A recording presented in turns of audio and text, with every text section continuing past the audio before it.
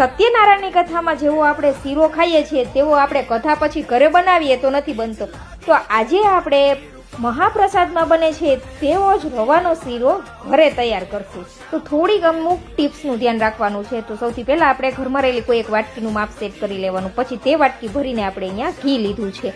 ઘીને સરસ ગરમ થવા દેવાનું. ઘી સરસ ગરમ થઈ જાય પછી જ રવો ઉમેરવાનો અને રવાને આ રીતે 5 થી 7 મિનિટ માટે શેકવાનો છે. પછી તેની અંદર આપણે કિસમિસ ઉમેરી દેવાની છે અને કિસમિસને પણ સરસ ફૂલી જાય ત્યાં સુધી શેકવાની છે. રવાનો કલર ચેન્જ નથી કરવાનો, આ રીતે થોડો વ્હાઈટ કલરમાં જ રાખવાનો છે.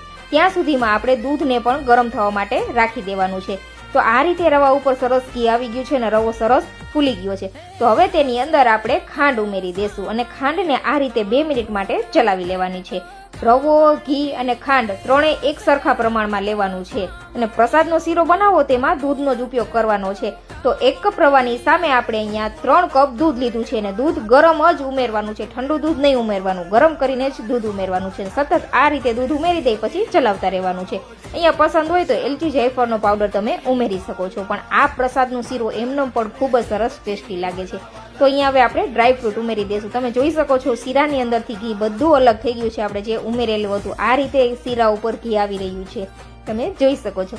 આ રીતનો શીરો બનાવશો ને એટલે સેમ મહાપ્રસાદમાં શીરો ખાવ છો તેવો જ બનીને રેડી થાય છે. ફ્રેન્ડ્સ, આ ટ્રીકથી રવો જરૂરથી ટ્રાય કરજો. ઘી, ખાંડ અને રવો ત્રણેય એક સરખા માપમાં લેવાનું છે અને દૂધ 3 ગણું લેવાનું છે. પ્રસાદમાં ધરાવવાનું છે એટલે આપણે તુલસી પત્ર રાખીશું. રેસીપી પસંદ આવી ફ્રેન્ડ્સ તો